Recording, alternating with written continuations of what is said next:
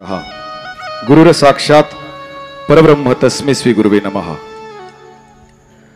राष्ट्रसंत सद्गुरु जनार्दन स्वामी मौनगिरीजी महाराज यांच्या कृपाशीर्वादाने आज आपल्या पवित्र पावन भिंगारे गाव या नगरीत राष्ट्रसंत जनार्दन स्वामींचा धर्मध्वज धर्म प्रचार प्रसार अखंड हिंदुस्थानामध्ये श्री पंचदशनाम जुना आखाडा राष्ट्रीय अध्यक्ष श्री श्री 1008 महामंडलेश्वर स्वामी शिवगुरुजी महाराज गावोगावी हा ज्ञान यज्ञ सोहळा त्यांच्या मुखातून, कारण हे कलियुग आहे, कलियुगामध्ये कोणी कोणाचं ऐकत नाही, पण कलियुगामध्ये कोणी कोणाचं ऐकत नाही, पण सांगणारे जर अधिकारी असेल तर पुढच्यांना ऐकल्याशिवाय दुसरा पर्याय। कथा भगवान भोलेनाथ बाबाची आहे। तुमच्या गावाचं नाव खूप छान आहे, भिंगारे। भिंग काय करतो? भिंग असतं भिंग। भिंग्यामुळे काय होतं? भिंग्यामुळे काय होतं? एखादी छोटी गोष्ट सुद्धा मोठी दिसते, त्याला भिंग म्हणतात। हे बघा, निस्ता आपण बोलण्याचा उशीर का एखाद्या लहान लेकरानं येऊन इथं माळ घालावी, हे तुमच्या कथेचं फलश्रुत आहे महाराज। गावाचं नाव भिंगारे, पहिले दोन शब्द जर पाहिले, भिंगा। भिंग काय करतं? जी गोष्ट लहान आहे ती जर भिंगातून पाहिली तर कशी दिसते?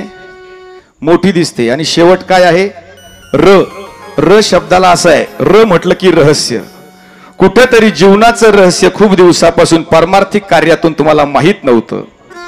तुमच्या गावाच्या नावातही र आहे, भगवान भोलेनाथ बाबाच्या नावातही शंकर र आहे। जी कथा तुम्ही ऐकतात ते शिव महापुराण, त्याच्यातही र आहे। आणि जे कथा सांगतात तेही शिवगिरी, त्यांच्याही नावात काय आहे? र आहे। आणि हा निस्ता र नाही, तुमच्या जीवनामध्ये जे काही आपण सामान्य लोक जगतो महाराज, जन्माला आल्यानंतर जगावंसं वाटतं, पण जगता जगता बंधनं येतात। आणि ती बंधनं काय करतात? आपुला तो एक देव करून घ्यावा। आम्ही पहिल्यापासून पाहतो, लहानपणापासून स्वामीजींच्या सानिध्यात, की त्यांचा फक्त एक अट्टास आहे की आपण हिंदू धर्मात जन्माला आलो आणि हिंदू धर्माची भगवी पताका प्रत्येक गावागावामध्ये या तरुणांना कुठेतरी जनार्दन स्वामींचं कार्य, ज्ञानोबा तुकोबांचं कार्य, छत्रपती शिवाजी महाराजांचं कार्य कळावं, म्हणून हा त्यांचा अट्टास आहे। आजही सकाळी सारोळा, सारोळ्यानंतर लाखलगाव, वेगवेगळ्या ठिकाणी आपला वेळ देऊन प्रत्येक भक्तांना तृप्त करून ही गंगा परत कुठं आली? तुमच्यापर्यंत आली। म्हणून त्यांची कथा एक तर भेटत तुम्हालाही खूप तपस्या करावी लागली असेल, तेव्हा भेटली असेल। कारण मी स्वतः पाहतो, सोलापूर, लातूर ही लोक खूप दिवसापासून मागतात, पण एक सांगू, ज्यांचं पुण्य असेल त्यांना कथा मिळते। आणि कथा काय करते? ज्ञानाने देव आपला करता येतो, पण ज्ञान आलं की अहंकार येतो। योगाने देव आपला करता येतो, पण तुम्ही आम्ही आजकाल योग करू शकत नाही। कर्माने देव आपला करता येऊ शकतो, पण कर्म सुद्धा आता आपण आपल्या सोयीनं करायला लागलो। पण जगात फक्त एक अशी सोपी गोष्ट आहे, ती म्हणजे भक्ती। त्या भक्तीतून देव आपला करता येतो, आणि ती भक्ती एकानं केली तर ती साधना ठरेल, पण सामुदायिक केली तर ती देवापर्यंत लवकर पोहोचेल। म्हणून त्यांच्या कथेच्या माध्यमातून एक एक शब्द तुम्हाला सांगतात, तुम्ही वही पेन घेऊन ठेवा। कारण या कधी आले प्रदोषला तर सातारा, सांगली तिकडून लोक येतात का? ते व्यासपीठावरून कायम सांगतात, मी काहीच करत नाही, बाबाजी करतात। पण एक सांगू, आमचं नर्मदेश्वराचं स्थान आहे, प्रदोषच्या दिवशी जो कोणी तिथं येतो रिकाम्या हातानं कोणी जात नाही। आणि बाबाजींचं एक तत्व आहे, कोण हक्क काही मागायचं, फक्त द्यायचं, आणि संत फक्त द्यायला येता महाराज। आणि 3 दिवस तुमच्या गावामध्ये ते द्यायला आले, तुमची झोळी फाटकी ठेवू नका, जेवढं घेता येईल तेवढं घ्या। म्हणून या व्यासपीठावर त्यांनी 2 शब्द बोलण्याची संधी दिली। बाबाजींच्या चरणी आणि स्वामीजींच्या चरणी नतमस्तक होतो आणि माझ्या सेवेला पूर्णविराम देतो। जय जनार्दन, रामकृष्ण हरी। गुरुर् ब्रह्मा गुरुर्विष्णू गुरुर्देवो महेश्वरा गुरुर्साक्षात् परब्रह्म तस्मै श्री गुरवे नमः। वक्रतुंड महाकाय सूर्यकोटि समप्रभा निर्विघ्नं कुरु मे देव सर्वकार्येषु सर्वदा।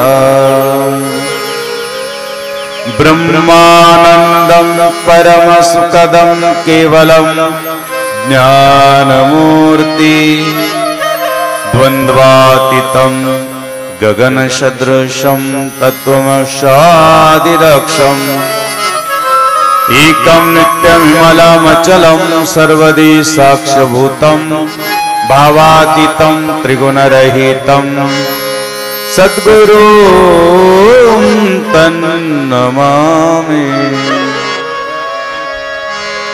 कैलासराना शिवचंद्रमौळी फणींद्रमाथा मुकुटी जळाले कारुण्य सिंधु भवदुःखहारी तुझविन शंभो मज कोण तारी। सर्वमंगलमांगल्ये शिवे सर्वार्थ साधिके शरण्ये त्र्यंबके गौरी नारायणी नमोस्तुते। मनोजवं मारुततुल्यवेगं जितेन्द्रियं बुद्धिमतां वरिष्ठं वादात्मजं वानरयूतमुख्यं श्रीरामदूतं शरणं प्रपद्ये।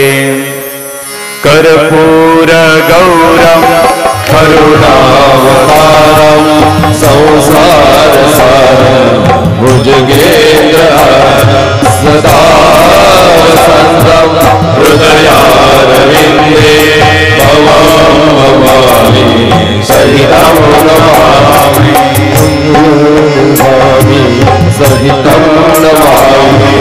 रविन्दुनावानलपूर्णमायि स्वतेजने दिविराजधारि ब्रह्मादिशापदरान्तकारि तुझवीर शम्भो नज कोणधारि। जटाविभूति मुटिचन्दनाजी कपालमाला धृतगौतमीची पंचाशराविश्वदेवान्तकारि तुझवीर शम्भो मज कोणधारि। त्वमेव माता च पिता त्वमेव त्वमेव बन्धु च सखा त्वमेव त्वमेव विद्या द्रविणं त्वमेव त्वमेव सर्वं मम देव देव त्वमेव सर्वं मम देव देव। करचरणं कृत्वा पायं कर्मजं वा स्थाननयन जौवा मानस्थापनार्थं विविधं विविधजं वा सर्वमेतक्षमस्व जय जय श्रीमहादेव शंभो। ओम नमः पार्वतीपते हर हर महादेव। गोपाल कृष्ण भगवान गुरुदेव सद्गुरु स्वामी महाराज गणपतीश्वर भगवान लकेश्वर महाराज सब संतन की जय। सनातन धर्म संकट मोचन रामचंद्र की जय। छत्रपति शिवाजी महाराज की जय। सर्वांनी 2 मिनिटं भजन करूया। हर हर महादेव शंभो काशी विश्वनाथ गंगे हर हर महादेव शंभो काशी विश्वनाथ गंगे हर हर महादेव शंभो काशी विश्वनाथ गंगे सर्वांनी हर महादेव शंभो काशी विश्वनाथ गंगे काशी विश्वनाथ गंगे काशी विश्वनाथ गंगे अमरनाथ गंगे काशी अमरनाथ गंगे हर महादेव शंभो काशी विश्वनाथ गंगे हर महादेव शंभो काशी विश्वनाथ गंगे हर महादेव शंभो काशी विश्वनाथ गंगे हर महादेव शंभो काशी विश्वनाथ गंगे जनार्दन जनार्दन सद्गुरु स्वामी जनार्दन सर्वांनी जनार्दन सद्गुरु स्वामी जनार्दन जनार्दन सद्गुरु स्वामी जनार्दन जनार्दन सद्गुरु स्वामी सद्गुरु स्वामी जनार्दन सद्गुरु स्वामी जनार्दन सद्गुरु स्वामी जनार्दन जनार्दन सद्गुरु स्वामी जनार्दन जनार्दन सद्गुरु स्वामी जनार्दन जनार्दन सद्गुरु स्वामी जनार्दन सद्गुरु स्वामी सर्वांनी वर करायचे मस्त वा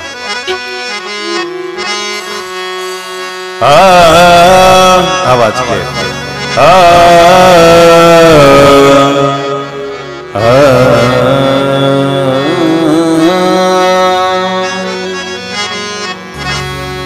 राम कृष्ण हरि जय जय राम कृष्ण हरि राम कृष्ण हरि जय जय राम कृष्ण हरि बोला कृष्ण हरि हरे राम कृष्ण हरि राम कृष्ण हरि जय जय राम कृष्ण हरि दोन मिनिट जागे भरा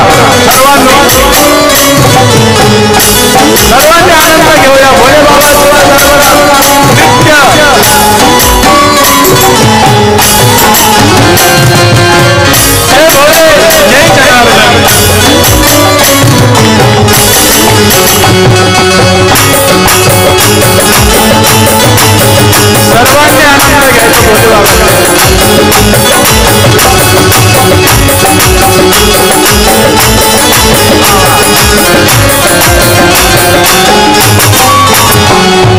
राम कृष्ण हरि जय जय राम कृष्ण हरि राम कृष्ण हरि जय जय राम कृष्ण हरि ओ राम कृष्ण हरि जय जय राम कृष्ण राम कृष्ण हरि जय जय राम कृष्ण हरि हरि हरि हरि जय जय जय जय जय हरि जय हरि जय हरि जय राम कृष्ण हरि राम कृष्ण हरि राम कृष्ण हरि राम कृष्ण हरि जय जय राम कृष्ण हरि राम कृष्ण हरि जय जय राम कृष्ण हरि राम कृष्ण हरि जय जय राम कृष्ण हरि राम कृष्ण हरि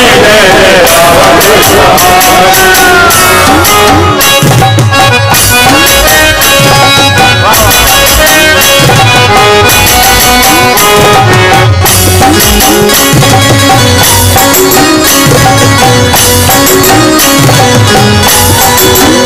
सर्वांनी जय जय भोलेनाथ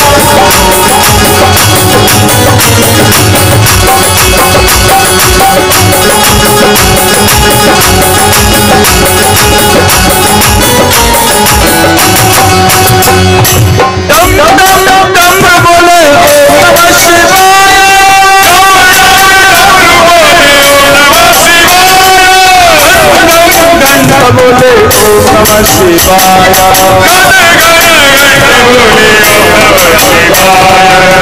नमः शिवाय ओम नमः शिवाय बोलो ओम नमः शिवाय ओम नमः शिवाय बोलो ओम नमः शिवाय ओम नमः शिवाय ओम नमः शिवाय बोलो ओम नमः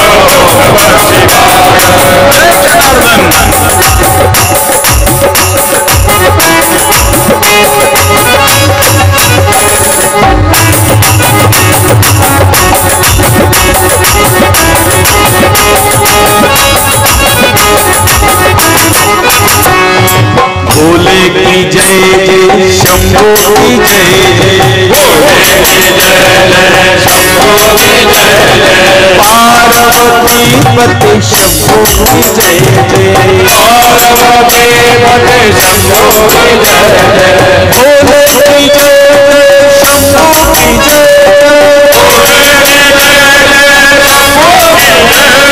भोले की जय शंभो की जय भोले की जय शंभो की जय पार्वती पति भोले की जय जय पार्वती पति भोले की जय जय पार्वती पति शंभो की जय जय पार्वती पति शंभो की जय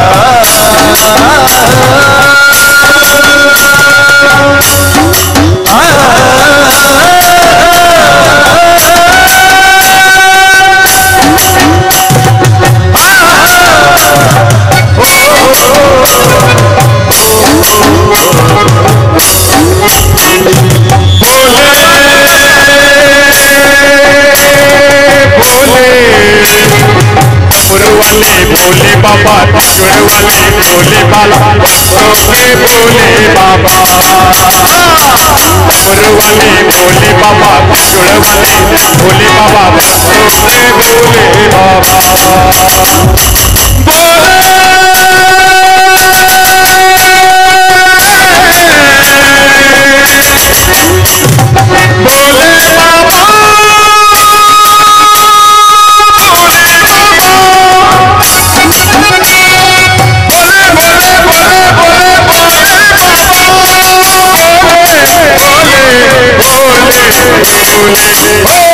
भोले बाबा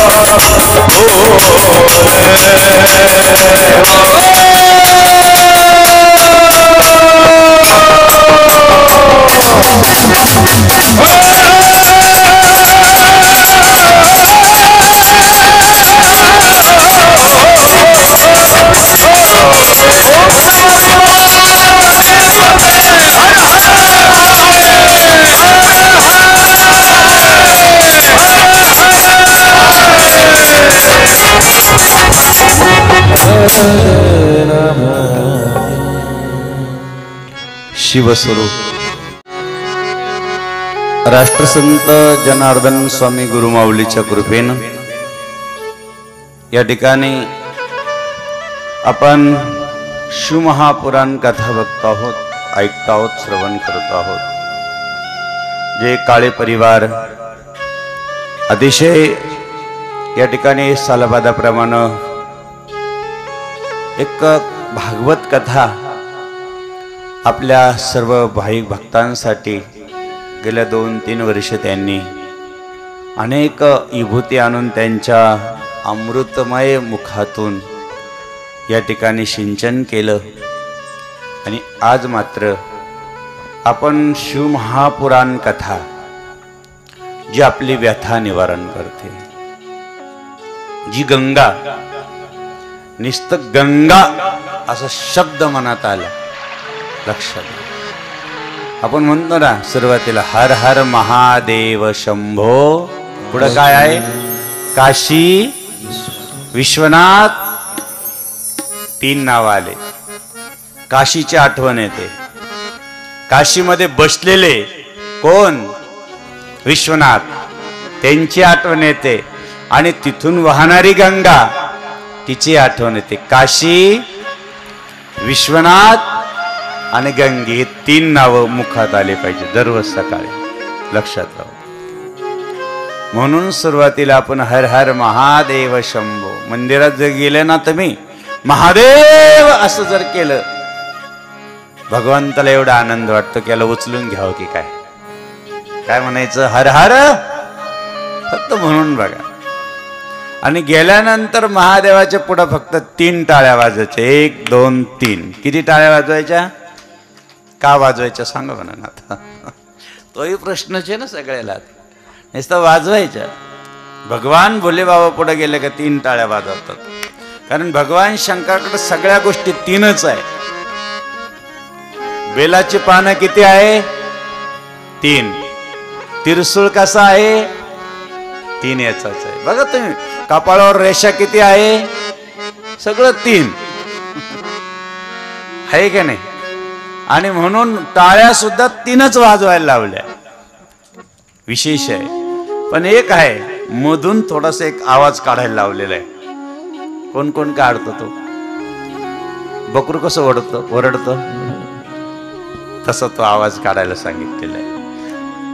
तो जर आवाज जर भोले बाबा जवळ काढला ना भोले बाबा एवढे आनंदात होतात की भोले बाबाला आपल्या सासऱ्याची आठवण येते. कोणाची आठवण येते कारण ज्यावेळेस यज्ञ करू दिला नाही म्हणून शिर अर्पण करून टाकले यज्ञात. मग बसवलं कोणाचं बकऱ्याचं. मग ते स्तुती करायला लागलं देवाची.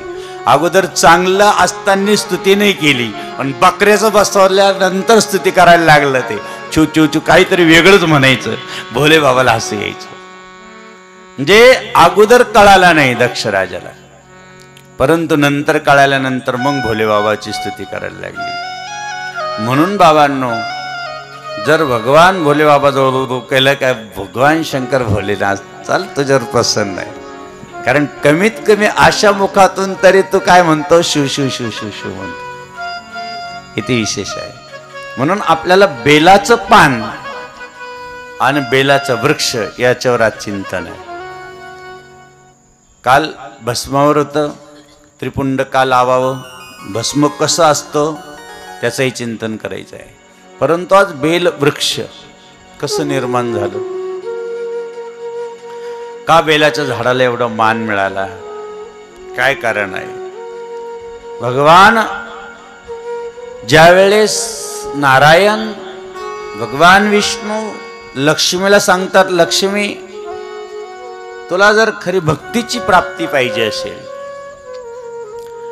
आणि अखंड तुला सौभाग्यवती व्हावं असं वाटत असेल नारायण तुझ्या अखंड कायम अखंड तुला वरावा असं वाटत असेल तर तुला भगवान शंकराची भक्ती करावी लागेल. नारायणाला सांगितलं नारायणा कशी ती पिंड असावी म्हणे तुला सोन्याची पिंड करून देतो. लक्ष्मी पुढं कोणाची पिंड होती सोन्याची पिंड होती. जसं तुम्हाला काल मातीची शिवलिंग सांगितलं आणि आपल्याला ते उद्या सोमवार आहे ना उद्या सर्वांनी ठीक 4 ते 5च्या दरम्यान इथे यायचं आहे 5-5:30ला. प्रत्येकानं येताना थोडासा गोदावरी मैयाचा किंवा वारुळाची माती म्हणा किंवा बेलाच्या झाडाखालची माती घेऊन यायची आहे. प्रत्येकाने चौरंग आणायचा आहे. चौरंगावरती ते शिवलिंग बनवायचं आहे. एक अखंड असतं, एक खंड असतं. म्हणजे अखंड म्हणजे त्याच शिवलिंगामधून त्याच्यातूनच जलधारी आणि त्याच्यातच शिवलिंग बनवलं, त्याला अखंड म्हणतात. आणि खंड म्हणजे त्याच्यावर एक शिवलिंग ठेवणं, ते बनवून. परंतु आपल्याला अखंड बनवायचं आहे. अखंड मंडलाकारम, बरोबर आहे का नाही? व्याप्तयेन चराचरम तत्पदं दर्शितं येनं तस्मै श्री गुरुवे नमः. अखंड पाहिजे त्याच्यात, खंड नाही. कारण महादेवाला धार सुद्धा अखंड लागते, धारामध्ये खंडन लागत नाही. म्हणून अखंड चौरंग आणायचा किंवा पाट आणायचा, त्याच्यावर ते शिवलिंग बनवायचं. ब्राह्मण येतील उद्या, 1 तास कोणीतरी ब्राह्मण बोलून घ्यायचं. फुलाने अभिषेक करायचा, पंचामृत सुद्धा फुलाने शिंपडायचं आणि संध्याकाळच्या वेळेस ते विसर्जन करायचं. झाडाखाली करा, एखाद्या नदीत करा, परंतु आपल्याला त्याची पूजा सायंकाळी 5:30 ते 6 नंतर आपली कथा सुरू होईल. उद्या अक्षरशः सोमवारची पूजा आहे. लागलं तर आपल्याकडनं आपण दत्त महाराजांना सांगू थोडंसं यायचं उद्याचे दिवस. हां, आणि या ठिकाणी आमचे दत्त महाराजांनी तुम्हाला आत्ताच सुंदर असं मार्गदर्शन केलं. आपण त्यांचे टाळ्याच्या गजरात स्वागत करू. आमचे विश्वर महाराज, आमचे मेघने सर, अजून हां विठ्ठल महाराज, दीपक महाराज, सगळ्यांचंच आपण टाळ्याच्या गजरात स्वागत करू. कारण यांना सुट्टीच नाही आहे. जवळजवळ 3-4 महिने घरदार सोडून दिलेलं आहे.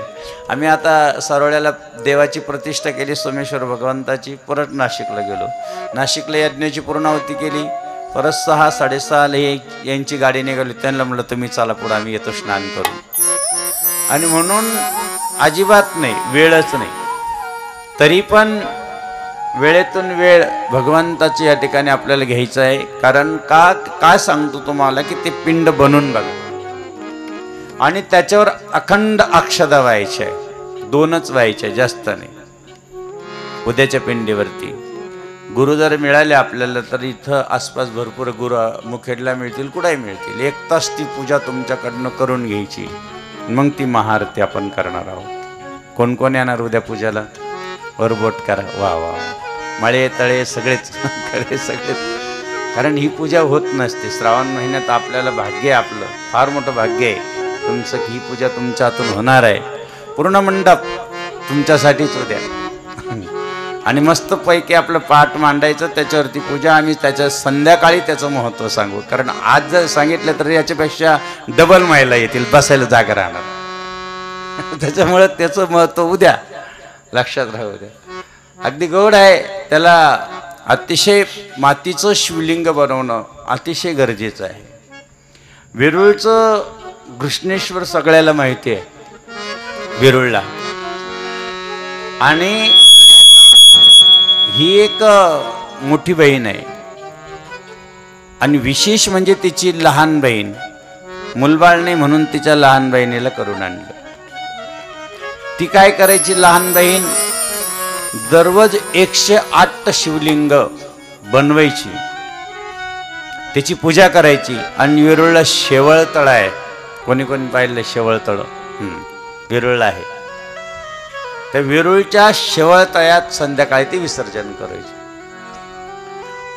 तिची एवढी भक्ती होती बघा.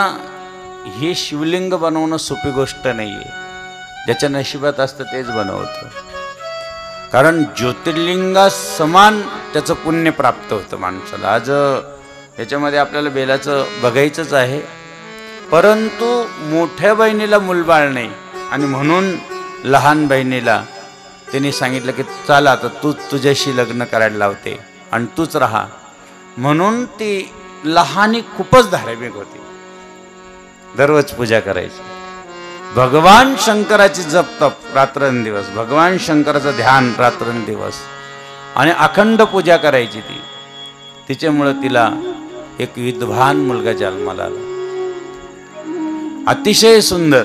एक लक्षात घ्या, शनी प्रदोष केला तर एखाद्याच्या नशिबात जरी मुलगा नसला तरी मुलगा होतो. लक्षात घ्या, शनी प्रदोष करायचा. कोणता प्रदोष करायचा? शनिवारचा प्रदोष केला आणि समजा त्याच्या पत्रिकेत जरी कुठल्या तरी त्याच्या याच्यात जीवनामध्ये अडीअडचण असेल, होऊ शकत नसेल, तर भगवान शंकराची कृपा प्रसाद म्हणून प्राप्त होतो. अशी किती सुंदर जन्मताच इतके कस काय ज्ञान प्राप्त झाले आहे असं त्या आईवडिलाला कौतुक वाटायचं खूप. म्हणून मोठीला वाटलं की अरे हे मुलगा घरात आल्यापासून, जेव्हापासून हे जन्माला आलं तेव्हापासून त्या बहिणीचं आणि त्या माझ्या पतीचं माझ्याकडे लक्षच नाहीये, दुर्लक्ष झालं. कारण हे मुलगा जन्माला आले म्हणून तिला तिच्याविषयी तिरस्कार निर्माण झाला. आणि माणसाचं अवघड असतं, एकदा जर डोक्यात काही आलं तर अवघड आहे, म्हणून डोक्यात काही येऊ देऊ नाही. खरं सांगतो, काही काहीच्या डोक्यात काय येईल सांगता येत नाही. मग आपण हळूच म्हणतो तुझं डोकं काय ठिकाण्यावर आहे का? ते ठिकाण्यावरच राहतं, पण डोक्यात काहीतरी येतं. लक्षात राहू द्या. आणि म्हणून ज्या वेळेस तिला रात्रीचं आठवलं की अरे हा मुलगा आपल्यामध्ये अडचण आहे मोठीने, आणि म्हणून रात्री पहाटे 2च्या 4च्या समोरात गेली. ती बहीण आपली झोपलेली आहे लहानी, ही गेली, हिने हातात सुरा घेतला. हा मुलगा आपल्याला त्रास देतो, या मुलामुळे आपल्याला अडचण निर्माण झाली, हा जर गेला तर आपल्या घरात परत चांगलं होईल. कुठंच कुठं डोकं लावलं तिने आणि सुरा घेतला. त्या मुलाच्या रात्रीच तिने खांडोळ्या करून टाकल्या. सख्या बहिणीचा मुलगा.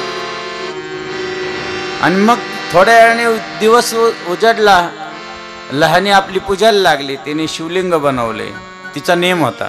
आणि एक लक्षात घ्या, पूजा करताना कधीही उठायचं नाही. काही काही लोकांना सवय असते, हळद राहिली, कुंकू राहिलं, जानवर राहिलं, बेलाचे पानच राहिले, 4 वेळेस उठतात. समजा उठलं का भगवान शंकराची पूजा खंडित होते. काय होते? म्हणून पूजा करताना, अभिषेक करताना काही काही 4 वेळेस उठतात. पाणी आणायला जातील, थोड्या वेळाने काहीतरी आणायला बेलाचे पानं राहिले म्हणून जातील, काहीतरी दोन असं सांगितलं की उठायचंच नाही पूजा सुरू झाल्यानंतर जे असल. कारण लक्ष्मीचं आपल्याला जीवनचरित्र ऐकायचं आहे. तिला शिवलिंग दिलं आणि तिने ठरवलं, त्या काळात बेलाचं झाड नव्हतं. मग काय सगळ्यात प्रिय काय होतं भगवान शंकराला? कमळाची फुलं अतिप्रिय होते. म्हणजे सगळ्या फुलांमध्ये, पृथ्वी तलावर जेवढे फुलं आहे तेवढ्या फुलामध्ये भगवान शंकराला फक्त एक फुल आवडत होतं, त्यावेळेस कमळाचं फुल. आणि म्हणून लक्ष्मी ती फुलं वाहत होती दररोजची. किती व्हायची? 1000 फुलं व्हायची. किती व्हायची? लक्ष्मी स्वतः. पण एक दिवस काय झालं, वर्षभर तिचा नेम चालला, तिने दररोज करायचं. दररोज पिंडाजवळ बसली की ते उठायचं नाही, ते फुलं वाहिल्याशिवाय तिने तेवढं मंत्र म्हणल्याशिवाय ती अजिबात उठत नव्हती. भगवान शंकराने एक दिवस लीला केली की 2 फुलं लपवून ठेवली. काय केले? 2 फुलं काय केले? लपवली. हिला वाटलं आता काय करायचं, आपलीत लेखंदे असती ना लक्ष्मी, ती पटकन उठली असती, पटकन तोडून आणली असते तिने. पण पूजातून उठायचं, आता लक्षात राहू दे तुम्ही, पूजातून उठायचं अजिबात नाही. ती लक्ष्मी होती. तिने ठरवलं, अरे आज आपल्याला पूजा खंडन होईल, आज आपली परीक्षा आहे, आता काय करायचं. आणि म्हणून तिने विचार केला, आता कमळाची फुलं आणायची कुठून.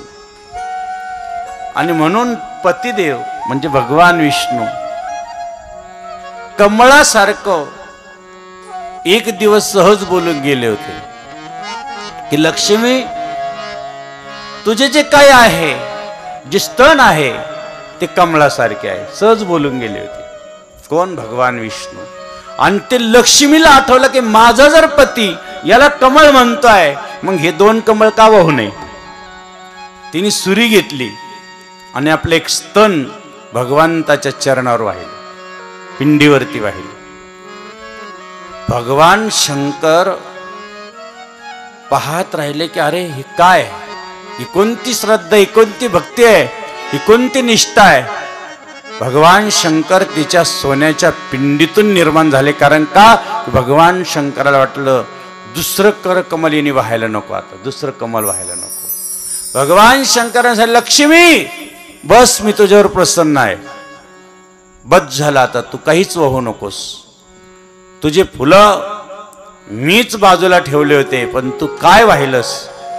जा, आज तुला वचन देतो लक्ष्मी, तुझी चिरकाल भक्ती टिकून राहील आणि ह्या तुझ्या या लक्ष्मी स्तन उत्पन्ने याच्यापासून एक बेलाचं झाड उगल्या जाईल या भूतलावर.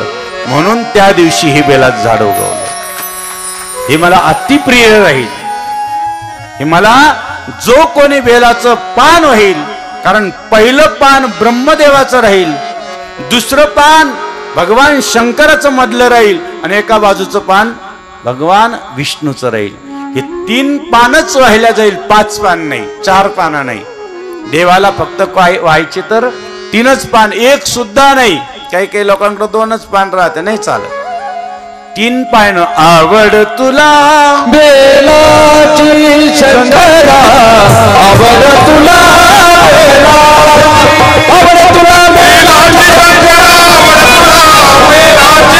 आवड तुला बेलाची, आवड तुला बेलाची शंकरा, आवड तुला बेलाची, आवड तुला बेलाची शंकरा, आवड तुला बेलाची, आवड तुला बेलाची शंकरा, आवड तुला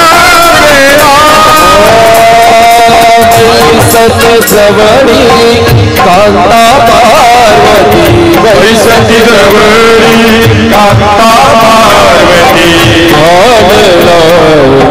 तुझी आसादी.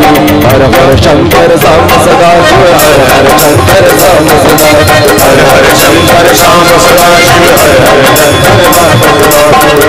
गजानन मांडीवरी तुझ्या मांडीवरी, गजानन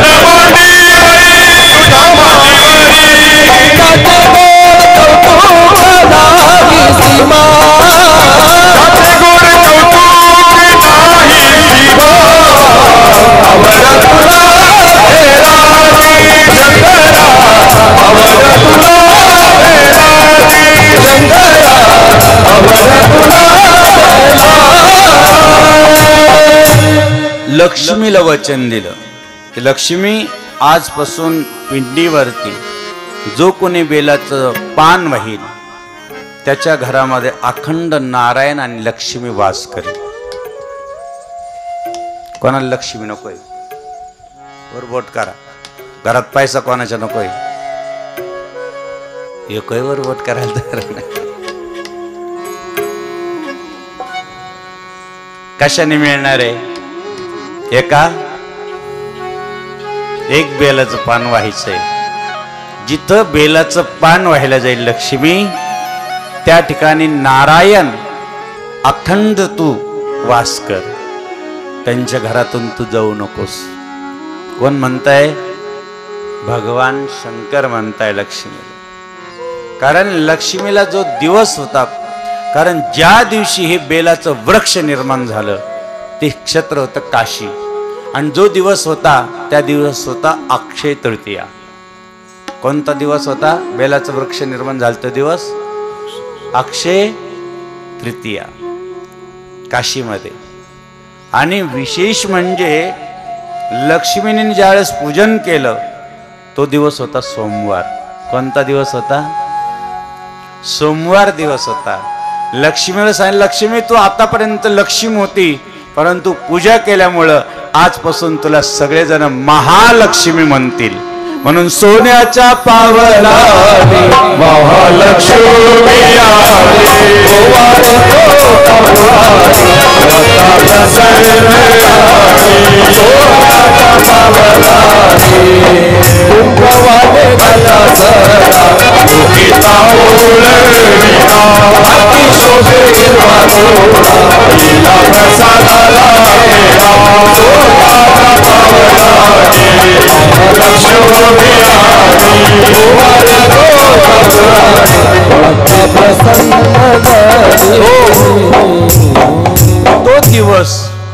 महादेवाने सांगितलं जो कोणी सोमवार दिवशी मंदिरात येईल पूजा करेल त्या दिवशी सुद्धा लक्ष्मी तू त्या घरात अखंड वास कर.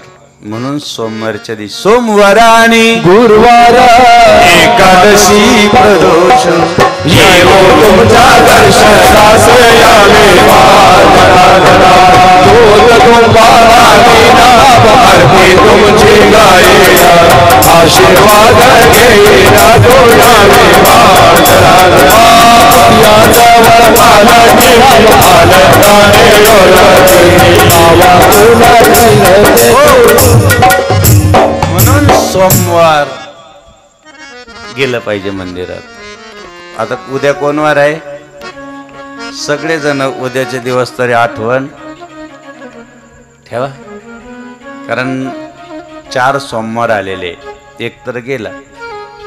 श्रावण महिन्यात प्रत्येकाला वाटतं पण का नाही मंदिरात जावं. श्रावण महिन्यात वाटतं ना जायला, नंतर पाहतो मी. मागची एक आमुषा झाली, तिला काय म्हणत्या काय म्हणता? अहो दिव्याची आमुषा, गटर आमिषा नाही. काय कमाल आहे तुमची. दिव्याची आमुषा आहे. कशाची आमुषा आहे? दिव्याची. म्हणजे दिवा घसायचा आहे त्या दिवशी. सगळे दिवे काय करायचे आहे? हे सगळे दिवे त्या दिवशी काय करायचे आहे? किती गोड आहे तुम्ही लोक, कळायला लागले तुम्हाला कथा. याचा अर्थ हा दिवा घसायचा आहे, लावायचं कुठं?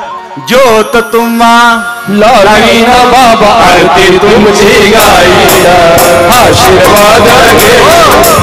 हा दिवा, याच्यात भक्तीचं तेल भरायचं आहे आणि अखंड ज्योत श्रद्धेची देवा पुढे लावायची आहे. नंदा दीप जळे भक्तीचा तार उडतो त्याचा लागे बोलावा ज्ञानाचा पाझर वैराग्याचा येईल गुरुवा.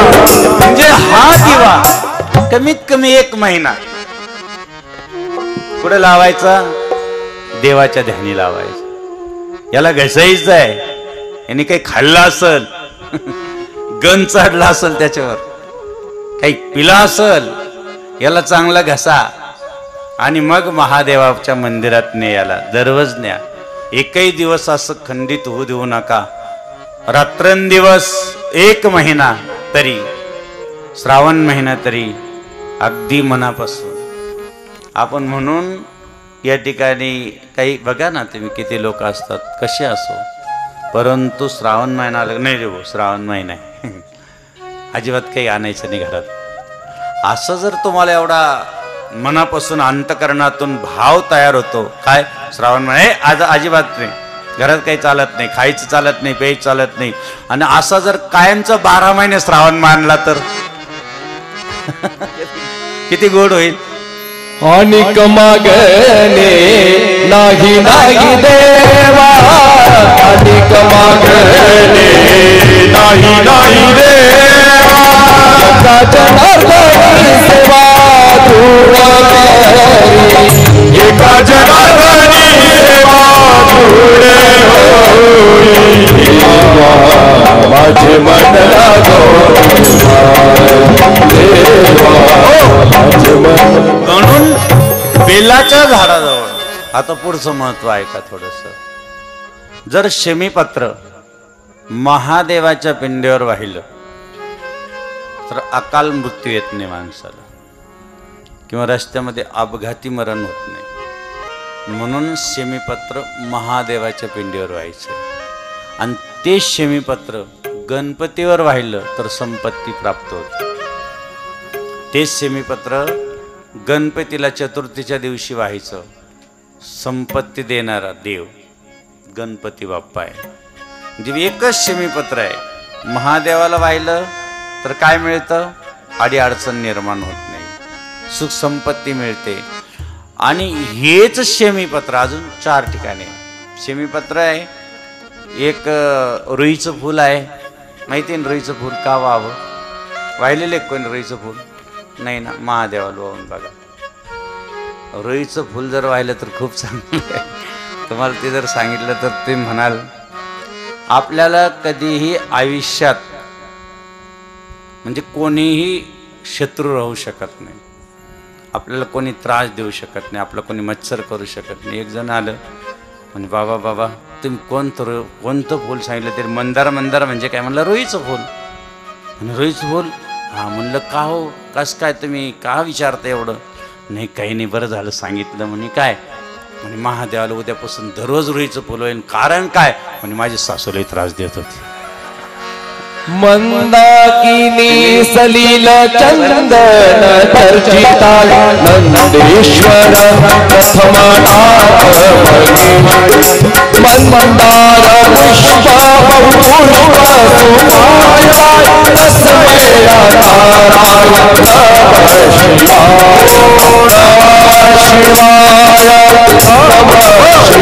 नारायण लक्षात घ्या. अरे म्हणलं हे जे फुल आहे ना तुम्ही म्हणता त्याला वाहिल्यानंतर असं होईल. सासू म्हणलं हिला कोणतंही फुल वाहून पाय अजिबात परिणाम नाही होणार. महादेव काहीच करणार नाही, काहीतरीच काय. म्हणून मंदार पुष्प बहु पुष्प. किती गोड बोललेले. एक एक फुलाचं वर्णन आहे. 5 फुलं आहे, पंचफुल म्हणतात त्याला. एक रुईचं फुल, एक धोत्रा वाहनं किती महत्वाचं आहे. किती चांगलं आहे धोत्रा वाहनं. कोण कोण वाहतं काय माहिती. धोत्र्याचं फुल कोण कोण वाहतं. हा धोत्र्याचं फळ पण आहे काट्याचं फळ असतं तेही सांगेल तुम्हाला. परंतु आपल्याला इकडे कथा पूर्ण करायची. तुम्ही 2च दिवस दिले त्याच्यामुळे काय करणार आहे आम्ही. 2 दिवसात किती वाढून घ्यायचे का 2-4 दिवस अजून. पूर्ण श्रावण नाही ना. धन्यवाद. लक्षात घ्या आपण किती गोड याचं चिंतन करतो आहोत की बेलाच्या झाडाखालून जरी अचानक गेलं तर किती पुण्य प्राप्त होतं. अचानक कोणी गेलं आणि बेलाच्या झाडाकरून नेलं तर त्याला कैलासात जागा आहे. किती विशेष. बेलाच्या झाडाखालून गेलं किंवा बेलाच्या झाडाला मुळाला पाणी टाकलं तर जगातले जेवढे तीर्थ आहे आणि फक्त मुळाचं पाणी आपल्यावर शिंपडलं तर विश्वात जेवढे तीर्थ आहेत तेवढ्या तीर्थाचं फळ तुम्हाला भेटतं. स्नान केल्याचं पुण्य मिळतं. किती सोपं आहे. बेलाचं झाड पाहिलं तुम्ही, फक्त पाणी टाकायचं आणि तेच अंगावर शिपडायचं. सगळे तीर्थावर जाणं शक्य आहे तुम्हाला. मग तिथंच सगळे तीर्थ आहेत. 33 कोटी देव बेलाच्या झाडाखाली निवास करतात. म्हणून एक फुलवात लावावी, तिथलीच माती घ्यावी, तिथंच शिवलिंग बनवायचं, तिथंच पूजा करायची आणि बेलाच्या झाडाच्या मुळाला लुटून द्यायचं. समजा अडीअडचण आहे, लग्न कार्य होत नसेल आणि अनेक प्रकारच्या अडीअडचणी असेल तर हे सोपं आहे. किती सोपं आहे. तिथं जावं, बेलाच्या झाडाजवळ फक्त बेलाची फांटी तोडू नये, बेलाचं पान तोडावं. काही लोक तर फांद्याच तोडून घेतात. बेलाची फांदी तोडायला परवानगी नाही. बेलाचं पान तोडावं. पानं किती तोडा पण फांदी तोडू नाही. म्हणून बेल वृक्ष त्याला अनेक 21 नावं आहे, ते सांगायला वेळ नाही. पण बेलाचं अजूनही खूप चिंतन आहे. बेलाचं झाड जर आपल्या आसपास असेल तर शेतीमध्ये उत्पन्न लाखोने उत्पन्न येतं. म्हणून आपल्या शेतीत सुद्धा एक बेलाचं झाड पाहिजे. शेतीत एखाद्याची पिकत नसेल शेती तर काय पाहिजे, बेलाचं झाड पाहिजे. म्हणून त्या ठिकाणी तिने 108 शिवलिंग बनवले त्या लहान बहिणीने. आणि बनवल्यानंतर ती मोठी वरडत आली, अगं काय तू बनीत बसली, देवाच्या काय मागं लागली, तुझा मुलगा गेला वाघाने नेला. आता हीच वाघीण झाली तिथं, याला काय माहिती. तिने सांगितलं वाघाने नेऊ द्या. महादेवाचा तो प्रसाद होता, महादेवाला परत द्यायचा असेल तर देईल, पण माझी पूजा मी सोडणार नाही. याला म्हणतात श्रद्धा. जाऊ दे जाऊ दे, माझा मुलगा गेला असेल तर काय मी काय टाव फोडीत बसू, आता तो येणार आहे म्हणून मला पूजा करू द्या. म्हणून तिने शिवलिंग बनवले 108 शिवलिंग बनवले. पाट आपल्या डोक्यावरती घेतला, पूजापाठ करून निघाली. शेवळ तळ्याजवळ गेली, महादेवाचं स्मरण केलं. महादेवाच्या त्या शेवळ तळ्यामध्ये त्या विसर्जन करणार तर माझा भोले बाबा आतून प्रगट झाला आणि तिला आशीर्वाद दिला, बाळा तुझे माझी पूजा करते आहेस, मी तुझ्यावर प्रसन्न आहे. तुझा मुलगा काही तुकडे ह्यात टाकलेले आहे, बोल तिला काय शाप देऊ. तिने सांगितलं शाप नका देऊ. तिने मला या ठिकाणी घरात करून आणलं म्हणून तर आज माझं या ठिकाणी पूजा झाली, अर्चा झाली. माझी एकच इच्छा आहे, तुम्ही तिच्या नावानं, मोठीच्या नावानं आयुष्यभर लाखो लोकांचं माझं जसं आज कल्याण करताय. तिने सांगितलं बाबा माझा मुलगा गेला तर जाऊ द्या, परंतु आज तुमचं मला दर्शन होत आहे. महादेवाला दया आली. महादेवाने शेवळ तळ्यामध्ये असा हात घातला आणि तिचा मुलगा परत तिला तसाच आणून दिला. हे वेरूळला घडलेलं आहे.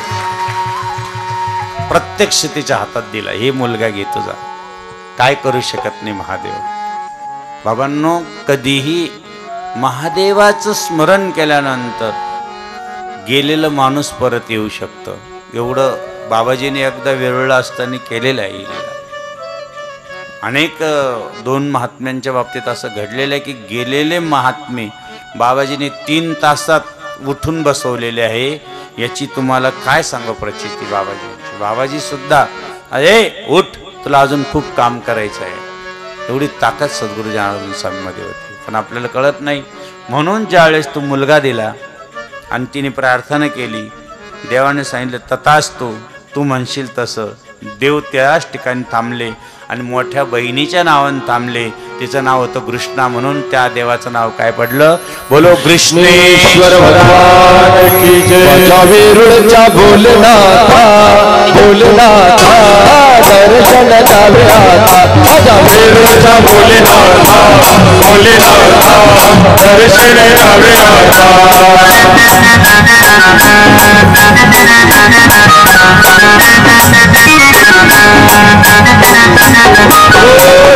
जावे आता, दर्शन जावे आता. दर्शन जावे आता,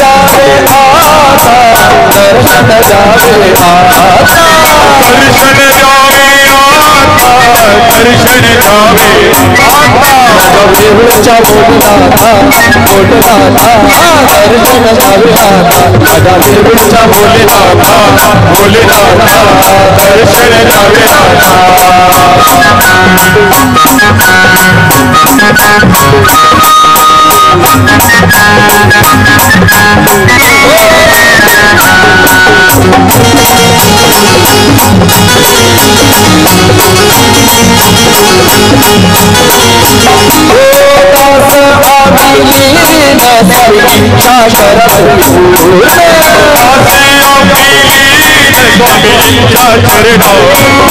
शिवनामाचा जप करता दर्शन जावे आता. माझ्या वेरूळच्या भोलेनाथा दर्शन जावे आता. वेरूळच्या भोलेनाथा दर्शन जावे आता. वेरूळच्या भोलेनाथा दर्शन जावे आता. म्हणून ज्या ठिकाणी भोले बाबाने प्रत्यक्ष दर्शन दिलं ते शिवलिंग मातीपासून बनवत होते. काल आपण बघितलं सोमनाथ चंद्र भगवंतानं जे शिवलिंग बनवलं 6 महिने ते मातीपासून बनवत होते. त्याच पद्धतीनं जर तुम्ही भीमाशंकरला गेलं आणि तिथं जे शिवलिंग बनवलं होतं ते मातीपासून बनवलं होते. प्रभू रामचंद्र वनवासात निघाले आणि जे अयोध्यापासून निघाले आणि शेवटपर्यंत रामेश्वरापर्यंत गेले, त्यांनीही वालुका आणि मातीचं शिवलिंग बनवून पूजवलं. आणि पूजा केल्यानंतर हजारो लोकांनी त्यानंतर मंदिर त्या ठिकाणी स्थापन केलं. कोणी रामेश्वर म्हणतं, कोणी काशी विश्वनाथ, अनेक प्रकारचं त्या ठिकाणी नाव दिलं गेलं. भगवान प्रभू रामचंद्रसुद्धा मातीचं आणि वाळूचं शिवलिंग बनवूनच पूजा करत होते. म्हणून आपल्याला उद्या या ठिकाणी काय बनवायचं आहे? मातीचं शिवलिंग बनवायचं. एक प्रत्यक्ष दर्शन, अनुभूती आल्याशिवाय राहणार नाही, सर्व मनोकामना पूर्ण झाल्याशिवाय राहणार नाही. असं हे ज्योतिर्लिंगाचं एक एक स्मरण आपण करणार आहोत. कारण भगवान शिवशंकर ज्यावेळेस आम्ही सांगत होतो ना काल, काशीला एक जण राहायचं, तो नाव त्याचं काय होतं? दानचंद. काय नाव होतं? दानचंद. पण दान कधी करायचं नाही. नाव काय? गंगूबाई. गंगेचं स्नान कधीच केलं इथल्या गंगूबाईला नाही बरं का, नाही तर उगाचच राग घ्यायचा. कारण खेड्यात जास्त गंगूबाई राहते. हे बघा, देव देतो पण आपल्याला घेता येत नाही. गंगा किनारी राहायचे ते. पत्नीने सांगितलं, अहो आज महाशिवरात्रीचा दिवस आहे, लोक दर्शनाला चालले, गंगा स्नानाला चालले, किती पुण्य मिळतं. जा गंगा स्नान आजच्या दिवस तरी करा. आपण गंगेच्या तीरावर असतो, लाखो लोक लांबून आले, तुम्ही जावा अशी माझी इच्छा आहे. त्याने सांगितलं, हे बघा, मी घाटावर जर स्नानाला गेलो तर तिथे ब्राह्मण बसलेले असतात, मग ते दक्षिण मागतात, मग देव कुठून, मला तर दान करायचं माहीत नाही. त्यांनी सांगितलं, मग असं करा, जिथं मुर्दे जळतात तिथं जा. त्याला काय म्हणतात, कोणता घाट म्हणतात? एक हरिश्चंद्र घाट आहे आणि डोंब्या घरचा आपल्याला सगळ्याला माहिती आहे. तिथं कोणीच राहणार नाही. जा तुम्ही लवकर जा, पहाटे जा बरं लवकर. ते पटकन उठलं, पहाटे पळत पळत सुटलं आणि त्या जिथं सगळ्या बाजूनी मूर्ती जळत होते तिथं जाऊन मस्त स्नान केलं. त्याला वाटलं बरं झालं इथं कोणी ब्राह्मण नाही. डुबकी मारली. आता ती महादेवाची नगरी होती आणि वरती डोकं काढलं आणि एक ब्राह्मणाच्या रूपात, भोले बाबा ब्राह्मणाच्या रूपातच तिथे येऊन बसले अशी. अरे भाऊ म्हणे, काय इथं स्नान करणाऱ्याला वर्षभराचा किनारा काय म्हणते त्याला, किराणा द्यावा लागतो. कितीचा? याला थंडीचा पचाला पाण्यात. कुठून चुकलो आपण इकडं. आता याला असं वाटलं करावं काय, आता वर यावं का काय करावं. या म्हणे वर. म्हणे बाबा मला कधी दान धर्म माहीत नाही, ब्राह्मण देवतं, पण असं करा म्हणे, लागलं तर पहिली 2 पायल्या बाजरी देतो व घरी या म्हणे तुम्ही. याला वाटलं आपल्याला कुठं पत्ता सांगायचा, पण त्याला सगळ्याचे पत्ते माहिती आहे. कोणाचा पत्ता माहीत नाही इथं बसल्यापैकी, त्याला सगळ्याचे पत्ते माहिती आहे. याने काही पत्ताच सांगितला नाही. ही गेलं घरात आणि कडी लावून बसलात. पत्नी सांगितलं, झालं स्नान? हो म्हणजे झालं स्नान, पण सांगावं ना मी असं कबूल करून आलो. झोपलं अर्धा तास थोडंसं आणि बाहेरून कडी वाजली, दरवाजा उघडा. दरवाजा उघडला. त्या पत्नीनं विचारलं, कोण आहेस तुम्ही? अहो म्हणे, तुमच्या पतिदेवानं इथं गंगेवर येऊन स्नान केलं आणि मला 2 पायले बाजरी सांगितली, ते देतील का नाही? आतून आवाज आला, सांग त्यांना मला थंडी ताप आलेला आहे. किती अवघड आहे. 2 पायल्याने काय होणार आहे का? अर्धा 1 तासाने पत्नी सांगितलं, अहो त्यांना थंडी ताप येईल म्हणजे, मग त्यांची जर तब्येत बरी नाही तर मग मी इथून कशाला जाऊ, ते बरे झाल्याशिवाय मी कशाला जायला पाहिजे. ठीक आहे. 2 तासांनी परत दरवाजा वाजवला. अहो उघडा, देऊन टाका माझे 2 पायले बाजरी. हळूच पत्नीच्या कानात सांग, गेला म्हणून मेला म्हणून सांग. घडलेली कथा आहे. अहो ते मेला म्हणल्यावर नंतर भोले बाबांनी दौंडीच दिली. अरे आमका गावातला गेला, सगळं गाव जमा करून दिलं भोले बाबांनी. आता याला 2-3 तासांनी बाहेर काढलं. हे असं गप्प पडलेलं होतं. भोले बाबाला वाटलं चांगलीच गाठ पडली आपली. बाहेर आणलं, त्याला स्नान घातलं, सगळं घातलं. बायको हळूच कानाजवळ जायची, अहो हे काय करू राहील तुम्ही, उठा येडेपानं काय करते, बाजरी देऊन टाकू ना. ते 1 नाही 2 नाही, गप्प बसेल होत. काही केल्या वगैरे राहत्या. ते आल्यानंतर तुम्हाला काय सांगा, भोले बाबा पाहतच होते ते सगळं. अरे मग त्याला धरलं 4 जणांनी, चालल्यानंतर पार एक गरका मारला, पेटवणार. तर भोले बाबांनी सांगितलं, भाऊ ब्राह्मणाच्या थांबा म्हणे, त्याला मला जाताना एक मंत्र देऊ द्या म्हणे. अरे म्हणे, तुझी परीक्षा घेतली, मी साक्षात भोले बाबा आहे, तुला काय लागेल ते माग, मी तुझ्यावर प्रसन्न आहे, कारण तू कमीत कमी अशी का होईना भक्ती केली. मी भोळा आहे, काही द्यायला तयार आहे, कमीत कमी घे, महाग तुला काय मागायच ते. त्याने डोळे उघडले, पाहत होतो ब्राह्मण, परत डोळे झाकून घेतले. काही गरज नव्हती उद्योग करायला. भोले बाबांनी सांगितलं, भाऊ असं करू नको, तुला अगदी लागन ते माग. मग हळूच कानात म्हणतो, काहीच देऊ नका मला, फक्त 2 पायली बाजरीनं माफ करा, मी उठून बसतो. देव लागला द्यायला. भोले बाबा प्रसन्न झाले होते. काय नसतं दिलं त्याला, म्हणजे आपल्या लोकांना घेता येत नाही. लक्षात घ्या, बरोबर आहे का नाही? भोळा राजा शिव शंकर, भोळा राजा शिव शंकर, जया चंद्री जय श्रीवासना, जया चंद्री जय श्रीवासना, तैसी पुरवी त्याचे तैसी पुरवी नारायणा, त्रिभुवने त्रिभुवने भोळा राजा शिव शंकर, भोळा राजा शिव शंकर, भोळा राजा शिव शंकर, शिव शंकर. भोळा आहे तो द्यायलाच बसलेला आहे. न म्हणजे मागायला जा तो देव देतो, पण न मागता देतो तो महादेव आहे. तुम्हाला काय लागेल ते माग, पण नाही मागता आला त्याला. बाजरी घेतली 2 पायलन घरी आला, माफ केली, फक्त माफ केली, गेला घरी. भोले बाबाला वाटलं द्यायला लागलो याला घेता नाही येत, म्हणून देणारा अवघड दानी भोले बाबा आहे. अतिशय सुंदर चिंतन आहे. शिव शिव शिव शिव शिव शिव शिव शिव शिव शिव शिव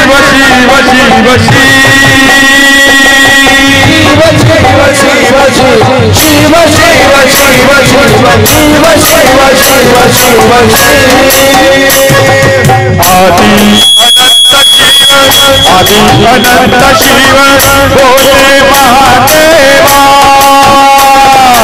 आदि अनंत शिव, आदि अनंत शिव भोले महादेवा, शैल शूल संग विशाल जटाजूट चंद्रभाल, लिंग कीर्ति रंग लाल विमल वीरवाद, लोचन की गोरी काल चंद्र गुलाल, बाजे डमरुवाद डम डम डम डम डम डम डम डम डम डम डम,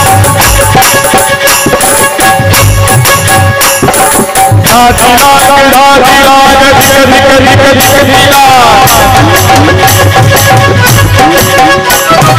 बाजे विष्णु कमल बाजे, लोचन की गोरी काल चंद्र गुलाल, बाजे डमरुवाद डम डम डम डम डम डम डम डम डम डम, भोलेनाथ भोलेनाथ भोलेनाथ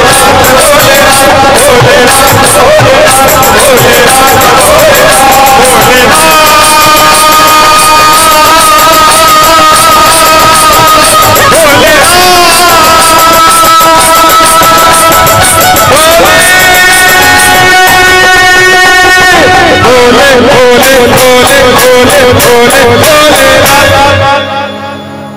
असं अवघड दानी आपलं भोले बाबा. आणि म्हणून जसं सौराष्ट्र सोमनाथम च श्रीशैल्य मल्लिकार्जुनम, 12 ज्योतिर्लिंग उद्या आपण दर्शन करणार आहोत. पूर्ण 12 ज्योतिर्लिंग. आज जरी वेरूळचं झाले असेल, सोमनाथ झालं असेल, परंतु आपले 10 ज्योतिर्लिंग अजून बाकी आहे दर्शनाचे.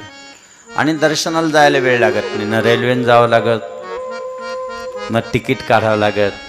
इथं बसल्या बसल्या सगळे 10 ज्योतिर्लिंगाचं दर्शन करून आणू तुम्हाला. न काही खर्च करायचा, फक्त बसायचं आहे. जागेवर बसून तुम्हाला सगळं दर्शन होणार आहे उद्या, आज नाही. कारण 10 ज्योतिर्लिंग दर्शन करायला कमीत कमी 1 तास तर लागेलच. आणि म्हणून जसं या ठिकाणी वर्णन केलं शिवमहापुराण कथेमध्ये, की एक देवदत्त नावाचा ब्राह्मण आहे. अतिशय सुंदर कथा आहे. एकूण ते एक मुलगा आहे. नारदजीने ज्या वेळेस बघितलं की भगवान नारायणा, मला पश्चाताप होतोय, मला संताप होतोय, मी तुम्हाला शाप दिला, तुम्हाला कपटी म्हटलं, माझ्या वाणीला अक्षरशः खूप काहीतरी वेगळं वाटतंय, मला या शापातून मुक्त होण्यासाठी काय करावं लागेल. कारण मी गेलो तपश्चर्या करायला, मी तपश्चर्या पण केली, कारण त्या ठिकाणी भगवान शंकर स्वतः कामाला त्यांनी जाळलं होतं, अशा ठिकाणी मी बसलो होतो, पण मला त्याची जाणीव झाली नाही. त्या ठिकाणी बसलो पण जाणीव झाली नाही, कारण काम अक्षरशः तिथं आला, इंद्राने पाठवलं, परंतु तो परत मला नमस्कार करून निघून गेला, मला हार टाकला.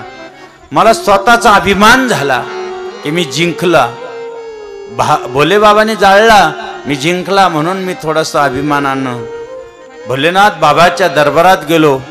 भोले बाबाने मला सांगितलं तो मौन रहा, नारदजी मौन रहा, परंतु त्यांचं ऐकलं नाही. मी श्रीहरीच्या दरबारात गेलो आणि श्रीहरीकडं मी स्वतःच गुणगान, माझं बखान करू लागलो, परंतु अक्षरशः त्या ठिकाणी एक गुणनिधी नावाचा एक राजा होता, शिलनिधी नावाचा, त्याचं चिंतन आहे. विश्वमोहिनी त्याला मुलगी होती आणि मी सहज गेलो. देवाने अशी माया त्या ठिकाणी टाकली आणि मी तिचा हात बघायला लागलो आणि मलाच असं वाटलं की मीच लग्न करावं. परंतु हिला भगवान विष्णू सारखा सुंदर नवरा, सुंदर पती मिळणार आहे असे शुभ लक्षण तिच्यात दिसल्यानंतर मी भगवान विष्णूकडे गेलो, नमस्कार केला. मला तुमचं सगळं रूप द्या, मला लग्न करायचं आहे. भगवान विष्णूनं सगळं रूप दिलं. मी त्या लाईनीमध्ये बसलो, पण विश्वमोहिनी हार घेऊन आली. मी ज्या लाईनीत बसलो त्या लाईनीकडे पाहिलं सुद्धा नाही. तो हार श्रीहरीच्या गळ्यात टाकला. मी पाहतच राहिलो. 2 दूत त्या ठिकाणी भगवान शंकराचे बसले, ते माझ्याकडे पाहून हसले. त्याने सांगितलं, नारदजी कमीत कमी आरशात तोंड पाहून यायला पाहिजे होतं, तुमचं तोंड बघा कसं आहे. मी सागरात गेलो, डोकलो तर तिचं माझं वानराचं तोंड दिसलं, शरीर भगवान विष्णूचं. मी शाप देऊन टाकला, देवा त्यावेळेस तुम्ही तिकडून रथ घेऊन विश्वमोहिनी घेऊन चालले आणि मी तुम्हाला शाप दिला की तुम्हाला एकही नर कामा येणार आणि वानर कामा येतील. आज माझी चूक झाली, माया काढून टाकली त्यावेळेस तुम्ही आणि मीच होतो, न विश्वमोहिनी होती न काही होती. आता मला त्या शापातून मुक्त व्हायचं असेल तर काय करायला पाहिजे? त्यावेळेस स्वतः नारायण सांगतात, भगवान शंकराचं नाम जप केल्याशिवाय शिव नाम वाचे वदता, शिव नाम वाचे वदता, शिव नाम वाचे वदता, शिव वाचे वदता, शिव नाम वाचे वदता,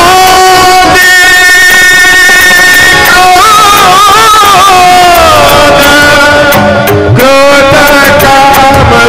नाम वाचे वदता, शिव नाम वाचे वदता, शिव नाम.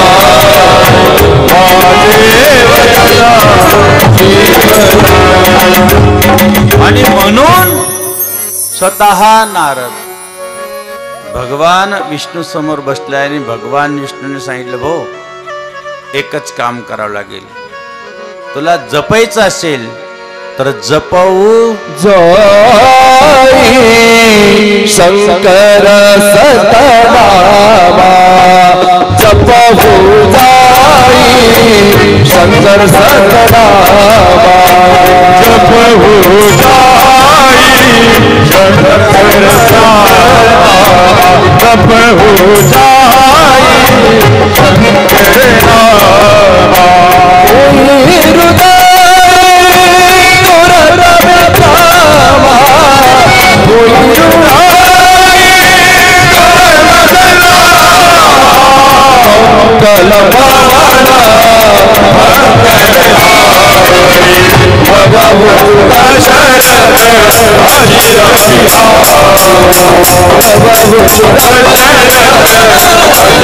नामा.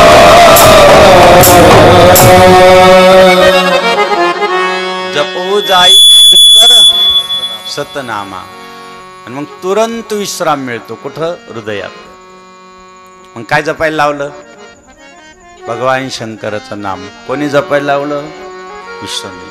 मग भगवान विष्णूने सांगितल्यानंतर म्हणे, मग शिवनामाचा गजर कुठं होईल? भगवान विष्णू सांगितलं जा तुमच्या पित्याकडं ब्रह्मदेवाकडं. मग ब्रह्मदेवाकडं आले.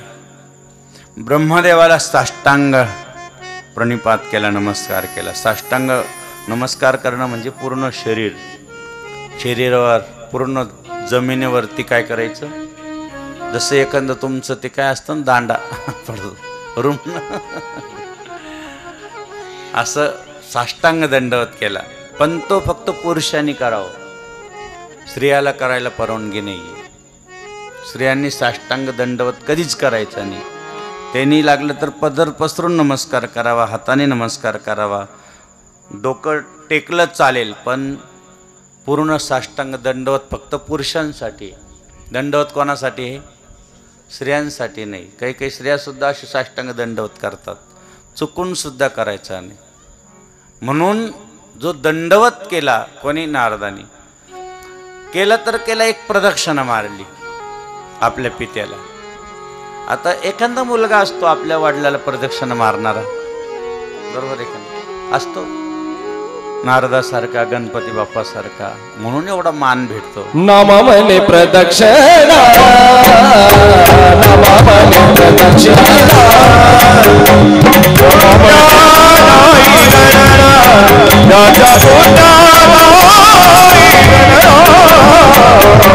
नमामने प्रदक्षिणा,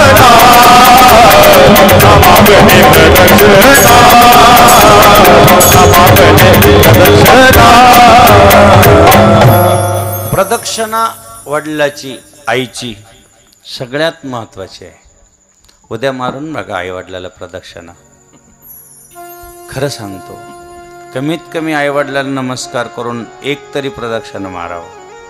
महादेव प्रसन्न व्हावा असं वाटत असेल प्रत्येकाला, तर अगोदर घरातल्या देवाला प्रदक्षिणा मारा.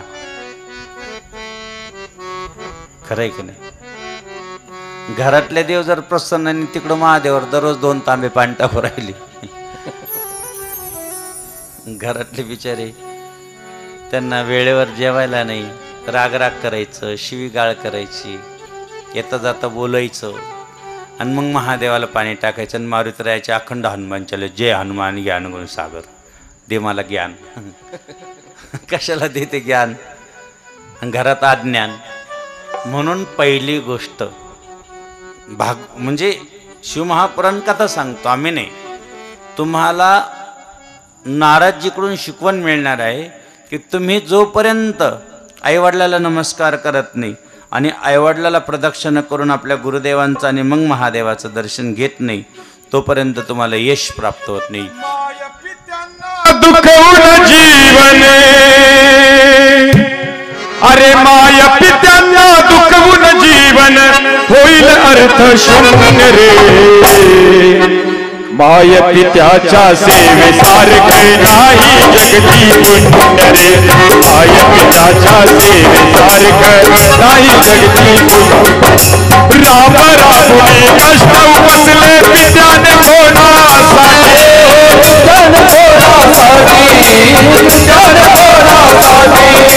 आजारपणात ते दिन रात जागले तुझ्यासाठी.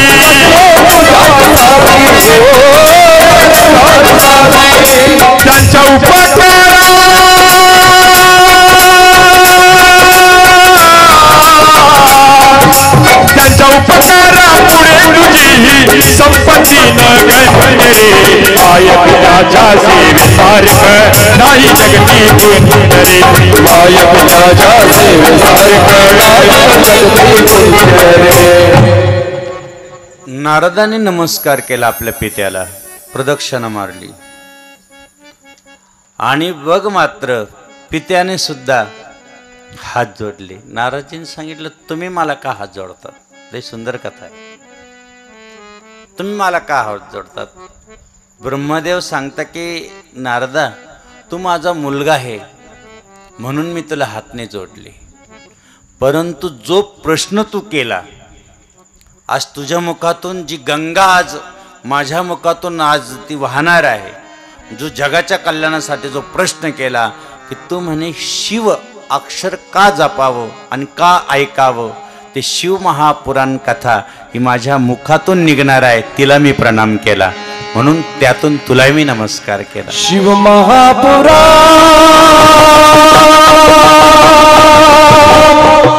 शिव महापुरा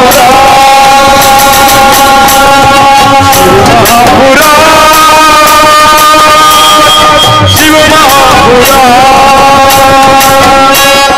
धर्म और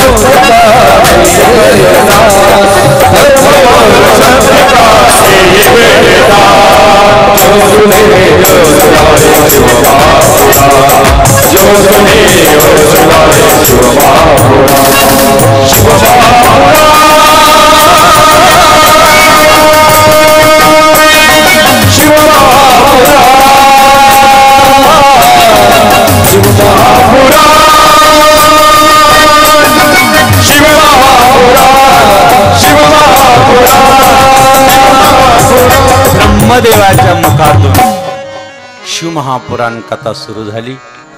नारदजी ऐकायला बसले.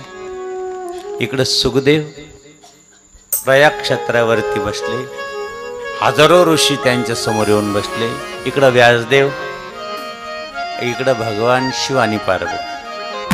अशी ही कथा गोड, जी सगळ्याला विश्राम देईल, शांती देईल, मनाला आनंद प्राप्त करेल अशी ही कथा नारदजीला भगवान ब्रह्मदेव सांगू लागले. किती गोड सांगणार आहे त्याचं चिंतन आहे आपल्या पुढे. अतिशय सुंदर आहे. आणि इकडं अशी कथा सांगताना जसं नारदानं आपल्या आईवडिलाला प्रदक्षिणा केली, वडिलाला प्रदक्षिणा केली, तसंच गणपती बाप्पाचं झालं. गणपती बाप्पाला एवढं मान काय? अजूनही तुम्हाला जर मान सन्मान पाहिजे असेल तर फक्त आईवडिलाला नमस्कार करून जा. आपल्या घरात देवघराला नमस्कार करून जा. मंदिरात जाता जाता कळसाला नमस्कार करा किंवा मंदिरात नमस्कार करून जा. अपयश तुमच्या पदरात कधीच पडणार नाही. पण का? घरच्या आईवडिलाचा आशीर्वाद घेऊन जा. नारद जसं गणपती बाप्पानी सहज बोललं भोलेबाबाकडं, भोलेबाबांनी गणपती बाप्पाकडं पाहिलं. कार्तिक, अरे लेकरं मोठं झाले बरं का आपले, दोन्ही लेकरं फार मोठे झाले. पार्वती, पार्वती अगं यांचे लग्न करावं लागेल. ते आपल्यालाच हे येतं असं नाही, देवाला पण येतं. लक्षात राहू द्या. म्हणजे आपल्याच घरात टेन्शन येतं, बाबा लेकरं मोठे झाले, पण देवाला सुद्धा आले एक दिवस, हे दोन मोठे झाले. पार्वती काय करायचं? पार्वतीने सांगितलं, देवा हे दोघं बी एक काम करा, एकाच मंडपात लग्न म्हणताना यांना एक कारण काहीतरी करावं लागेल. म्हणजे काय? यांना पृथ्वीची प्रदक्षिणा मारायला लावा. आता पृथ्वी प्रदक्षिणा पार्वती, हा म्हणजे जाऊ दे, येऊ देवा, परत परत मारतील कोणतरी. आता ते मोरावर बसले कोण? कार्तिक स्वामी. अहो ते आकाश मार्गाने जाणार होते ते, त्याच्यामुळं काही ट्रॅफिकचा काही प्रॉब्लेम अजिबात नव्हता. पण हे गणपती बाप्पा भुईवरून जाणार होते आणि त्यांचं वाहन काय होतं? किती एक्सलिटर दाबा, फुरफुर फुरफुर फुरफुर. गणपती बाप्पाने विचार केला की काहीच कामाचं नाही आपलं वाहन. बरं याला कुठं पोतं बितं सापडलं बाजरीचं, तिथंच कुत्रत बसायचं. गेली आपली प्रदक्षिणा. गणपती बाप्पाने विचार केला की अरे याला किती पेट्रोल टाकलं तर उपयोग नाही, त्याच्यापेक्षा आपण काहीतरी बुद्धी चालवली पाहिजे. कारण ते आकाश मार्गाने निघालेले आहे, आपण अजूनही निघालो नाही, आपण अजून विचारच करतोय आपल्याला निघायचं आहे म्हणून. गणपती बाप्पा सरळ गंगेवर गेले, डुबकी मारली, गंगे स्नान केलं. गंगे स्नान केल्यानंतर गंगेला अर्घ्य दिलं. बघा, दक्षिण दिशेकडे जर अर्घ्य दिलं तर पितृदोष जातो. म्हणून गंगेत जिकडं वाहते गंगा त्या बाजूला आपण काय करायला लागतं? तोंड करून स्नान करावं लागतं. काही काही लोक पुढून गंगा वाहते तिकडं तोंड करून स्नान. स्नानाचे एक प्रकार आहे. पहिल्यांदा स्नान करताना 3 वेळेस नमस्कार करावा. तीर्थाय नमा, तीर्थाय नमा, तीर्थाय नमा, असं 3 वेळेस गंगेला नमस्कार करून उजवा पाय टाकावं, मग डावा पाय टाकावं. आणि गंगेत पोहायला सांगितलेलं नाही, गंगेत डुबकी मारायला सांगितलेली. साबण लावायची नाही, कपडे धुवायचे नाही, बरोबर आहे का नाही? थुकायचं नाही, गुळणी टाकायची नाही, तोंड धुवायचं नाही, बाहेर तोंड धुवायचं तरी बाहेर येऊन धुवावं, असं बरेच प्रकार सांगितलेले. म्हणून गणपती बाप्पाने स्नान केलं आणि गणपती बाप्पा आले. गणपती बाप्पानं आईवडिलांना नमस्कार केला आणि तिथंच 3 गरके मारले. 3 प्रदक्षिणा केली भोलेबाबाजवळ येऊन उभं राहिले. भोलेबाबाने विचारलं, का हो गणपती बाप्पा प्रदक्षिणा नाही केल्या? जा ना पृथ्वी प्रदक्षिणा करून या ना. गणपती बाप्पाने सांगितलं, विश्वाचे मालक तुम्ही, सगळं विश्वाची पूर्ती तुमच्यात 1000 पूर्त्या दाबलेलं आहे आणि तुम्ही महान देव आहे, देवादिदेव महादेव आहे. इथं माझी आई बसलेली आहे असं समजलं. गाईला प्रदक्षिणा केली तर पृथ्वी प्रदक्षिणा, आई वडिलाला प्रदक्षिणा केली की पृथ्वी प्रदक्षिणा. मी 1 नाही 3 केल्या. बोला काय म्हणायचं ते. भोले बाबा जागेवर उठून उभं राहील. जाय तुझं लग्न होऊन जाईल. 1 नाही 2. स्वस्ती श्री गणनायक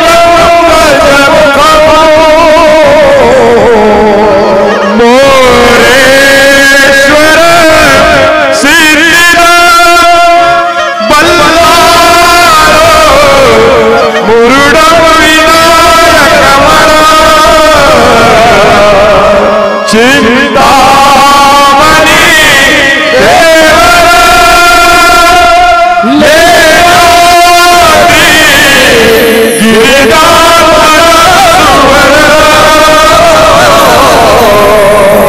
विघ्नेश्वर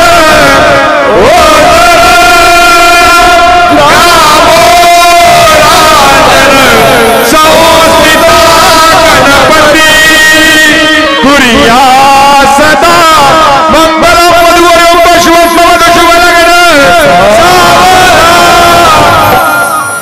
काही काळजी आहे का? काही मिनिटात नवरी सजू द्यायची, मंडपात आणायची, काहीच नाही. बरं आहे, चांगलं आहे. गणपती बाप्पान पटकन 2 दिल्या. काय एकीचं नाव? रिद्धी सिद्धी. हो, रिद्धी सिद्धी. 2 मुलं झाले. कोण? शुभ आणि लाभ. मस्त खेळत बसले लेकराला घेऊन. मस्त असे बाहेर आले. इकडून शुभ बसला होता, इकडून लाभ बसला होता या मांडीवर. इकडून रिद्धी उभा होती आणि इकडून सिद्धी उभा होती. 3 वर्ष 4 वर्ष झाले ते. तेवढ्यात हे आले प्रदक्षिणा मारून. गणपती बाप्पा काय? काही नाही, पहा ना. गणपती बाप्पाने असं दाखवलं. आता काय सांगा, असा राग आला कार्तिक स्वामीला. अरे मला 3-4 वर्ष लागले आणि इकडे लग्न कार्य होऊन पोरं सोरं सगळं आनंदी आनंद घरात. मला नाही घरात यायचं. सरळ निघाले. कुठे गेले ते? श्रीशैल्यमच्या डोंगरावर. म्हणजे याचा अर्थ कार्तिक स्वामी लग्न केलं, श्रीशैल्यमच्या डोंगरावर बसले आणि बसले तर तिथं अखंड 12 वर्ष तपश्चर्या केली. आई वडिलाला खूप दया आली. अरे आपलं लेकरू निघून गेलं, जाऊ त्याला समजून सांगून आणू, येऊ घेऊन परत. सांगितलं कार्तिक स्वामी, आई तू इथं आलीस, मला दर्शन दिलं. भोले बाबा वडील पण आले, माझे आई वडील इथं आले. आनंद झाला थोडासा. पण तिथून निघून जायला लागली पुढं. म्हणे अरे नको निघून जाऊ, दरवेळेस लागलं तर नको लग्न करू, इथं भेटायला येईल. म्हणून तिथं प्रगट झाले. मल्लिका म्हणजे पार्वती आणि अर्जुन म्हणजे शंकर. त्या ठिकाणी मल्लिका अर्जुन रूपानं त्या ठिकाणी प्रगट झाले, म्हणून 1 ज्योतिर्लिंग निर्माण झालं. बोला मल्लिकार्जुन भगवानाच्या लेकरासाठी 1 ज्योतिर्लिंग मल्लिकार्जुन. आणि मल्लिकार्जुनचं त्या ठिकाणी आज जरी गेले तर दर्शन होतं. कार्तिक स्वामी तिथंच आहे. म्हणून मंदिरात गेलं की कार्तिक स्वामीचं नाव घ्यावं. कोणाचं नाव घ्यावं? अगोदर भोलेबाबाचं शिव, पार्वती, गणपती आणि कार्तिक स्वामी. कार्तिक स्वामी जर म्हटलं तर सर्वकडं विजयी प्राप्त होतं. जसं अजून एक सांगितलेलं आहे. आता वेळ खूप झाला, नाईलाज आहे, तरी पण अजून 5 मिनटं घेतलं तर काही हरकत नाही. एवढं जेणेकरून आपल्याला शिवमहापुराण कथेतील काही आनंद प्राप्त होईल. आता सुंदर कथा आली ती पुढं, पण त्याला वेळ खूप लागेल. तरी पण महाप्रसाद आहे, आपण जास्त वेळ न घेता या ठिकाणी भगवान शिवशंकराचं थोडंसं स्मरण करूया आणि लगेच आरतीला या ठिकाणी सुरुवात होईल. आज थोडंसं लेट आलो, नाईलाज होता. आमचा नाशिकला एक कार्यक्रम होता, सरवळ्याला पण कार्यक्रम होता आणि धावपळ केली थोडीशी. ती त्रिकाल संध्या असते. उद्या जर जमलं तर माती घेऊन या, मिळाली तर आणा, पाट आणा. आणि कोणीतरी ब्राह्मण, कोण आहे इथले कार्यकर्ते? पूजा भाऊ, उद्या ब्राह्मण मिळेल का तुम्हाला? 1 तास 5:30 ते 6:30 किंवा 5 ते 6 1 तास पूजा करून घ्यायची. खूप छान पूजा असते. त्यांना सांगायचं पार्थिव शिवलिंगाची पूजा आहे, ते फार सुंदर करून देतील. त्यानंतर आरती करतील आणि नंतर लगेच 6:30 वाजता 7 वाजता या ठिकाणी ठीक 7ला आपण कथा सुरू करू. कारण उद्या पण साधू संत येणार आहे. परवा परमपूज्य रमेशगिरी महाराज येतील. म्हणजे प्रत्येक साधू संत थोडं थोडं 5-10 मिनटं उद्या चिंतन करतील. त्यांचंही थोडंसं प्रवचन आपल्याला ऐकायला भेटेल. त्यामुळे उद्या आम्ही ठीक 7 वाजता व्यासपीठावर येऊ. तोपर्यंत आपलं सगळं पूजापाठ करून घ्या एवढी सर्वांना विनंती. झालेली सेवा सद्गुरूंच्या पवित्र चरणी समर्पित करून या ठिकाणी आरतीसाठी सर्वांनी जागेवर उभं राहायचं आहे. जय जनार्दन. चला आजच्या आरती काळे परिवारामध्ये सर्वांनी आरत्या घेऊन पुढे. काळे परिवार ज्यांनी ज्यांनी आरत्या आणल्या, काळे परिवार यांनी समोर यायचं स्टेज जवळ.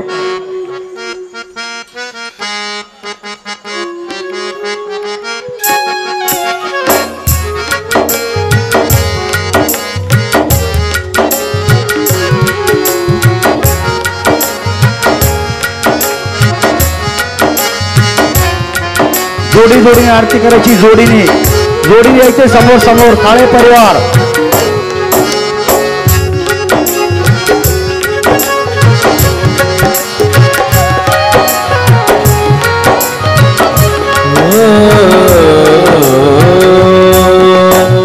सुख करता दुःख करता वरदानाची पूर्वी प्रेम कृपा जयाची सर्वांगी सुंदर सिंदुराची खंडी जळके माळ कळा शोभे माळ जय देव जय देव जय मंगल मूर्ती ओ श्री राजमूर्ती जन्म प्रेमान शरणे वंदे मान कामना मूर्ती रत्न करिता परा गौरी कुमरा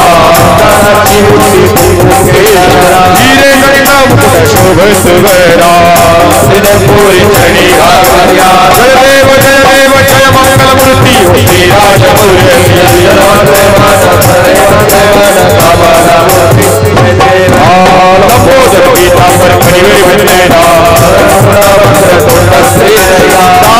माता बाई सदना दर्शी बाबा वेदवावे रंगावे जय देव जय मंगल मूर्ती हो श्री राजमूर्ती दर्शन मात्रे मान स्मरणे मात्रे कामना मूर्ती शिव पुराण शिव जी की आरती कीजिए शिव चरणों में अपना दीजिए शिव पुराण शिव जी की आरती कीजिए शिव चरणों में ध्यान अपना दीजिए महाग्रंथ शिव पुराण सन्मार्ग दिखाने वाला सब बिगड़ी बनाने वाला सब बिगड़ी बनाने वाला सब बिगड़ी बनाने वाला देव जाना करते जाना देव जाना करते जाना शिव चरणों में शिव पुराण शिव जी की आरती कीजिए शिव चरणों में ध्यान शिव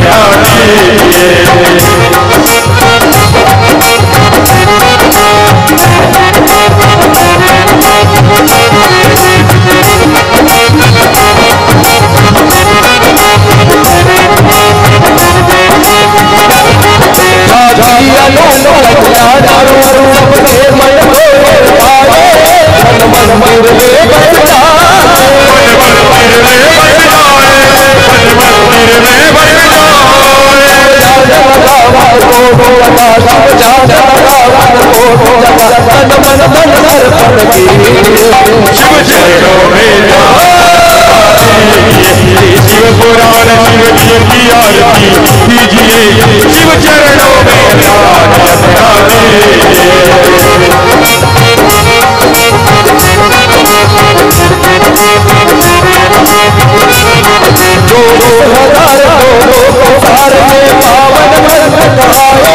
शिव जी महिमा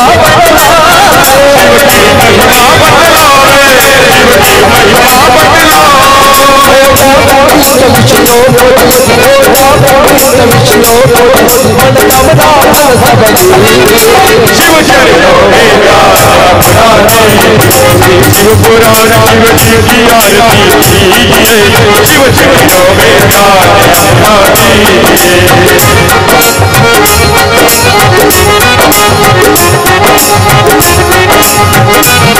ये विश्वनाथ दाता बनोत मिलाने वाला अवतार लगाने वाला जीवन शिव चरणों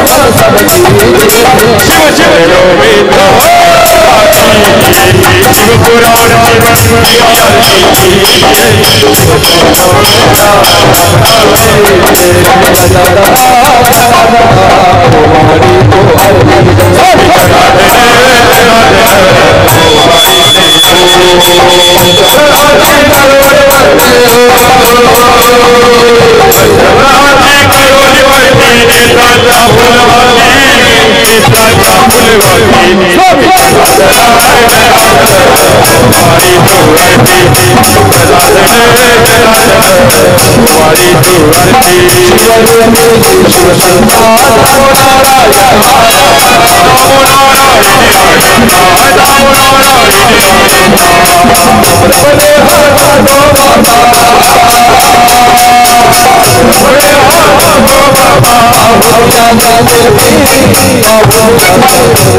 स्वामी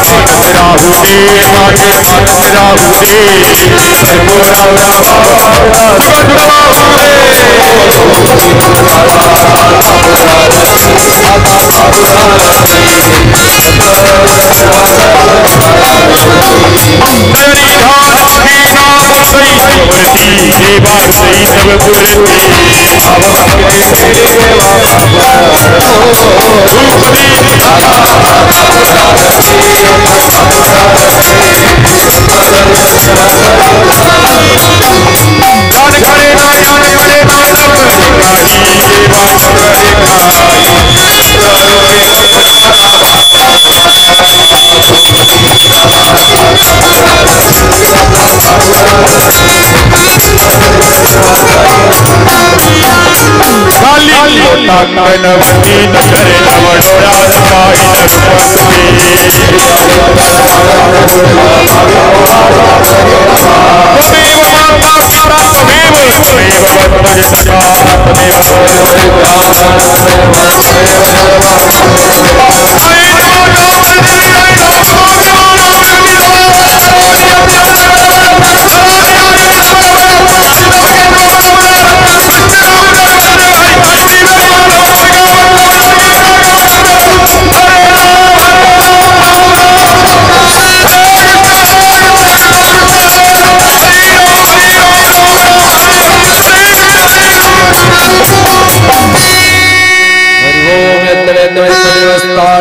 देवानि प्रथमान स्तुतिहिनाकमहिमान सचंद्र यत्र रे सादा सन्ति देवाः ओम राजाधिराजाय प्रसय साहिने नमो वैश्वरणाय कुमेश्वरे कामान काम कामाय मह्यं कामेश्वर वैष्णवतातु कुबेराय वैष्णवनाय महाराजाय नमः ओ ईश्वरदक्षिणो विश्वदोम विश्वदवाद विश्वतस्मात् सम्महुभ्यं स्वधरि नामावन्दे कमना